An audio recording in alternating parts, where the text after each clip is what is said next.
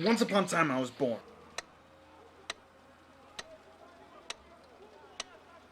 I grew in strength and knowledge. I learned to play games. I learned that the games of imagination always had good guys and bad guys. I would ask myself, who are these bad guys? Why do they do so many bad things? Do they know they're villains? Can they see it? Once upon a time I was taught about cowboys and Indians, cops and robbers, sheriffs against outlaws. I was taught that the world is made up of dualities. I was taught that there was always an us and there was always a them. But when I look at the world and when I look at myself, the line between good guys and bad guys eviscerates. Once upon a time in elementary school, I knew a boy named Darnell. He was loud, struggled in class, and wore different clothes than most of us. He was also a black kid in a mostly Hispanic and white district.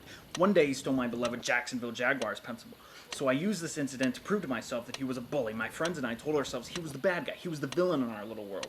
So we made up stories about him. We lied. I hated on this kid because he stole my pencil. As it turns out, I was the villain. Look at history. Choose whatever corner of the world you desire. Look and you will find. Look and you'll see people doing horrible things to one another, without exception. Once upon a time, there was a place called Unit 731. In this place, Japanese soldiers held a base in the northern region of China in which they performed outrageous surgeries on mostly Chinese citizens.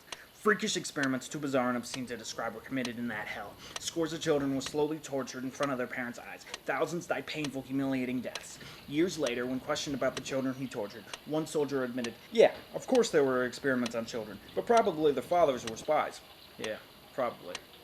When asked, most people tend to say that they're a pretty good person. The criterion for this tends to be that we haven't done anything awful. We haven't murdered anyone. We haven't committed genocide. Great. Good for us. We're not Hitlers. But once upon a time, psychologist Stanley Milgram performed a now infamous experiment that showed our true inner nature.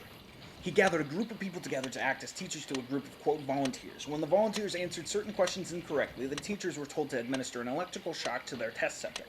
These volunteers were, of course, in on the experiment, merely acting as if being shocked. Nevertheless, the teachers were then given the option to administer higher and higher shocks to these volunteers. As they raised their supposed volume, the volunteers would begin to cry and moan and scream for mercy, but the teachers nevertheless kept pumping up the level of electrical current.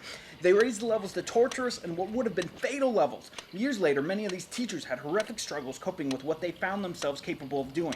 You see, given the right circumstances, these normal people, these folks just like us, these pretty good people, suddenly found themselves doing horrendous, awful things to their fellow man. When we observe our world, we must be honest with ourselves. We must admit a dark truth. Everyone, every human being is inclined to commit evil acts. There is no us versus them. There is just us. You, me, everyone.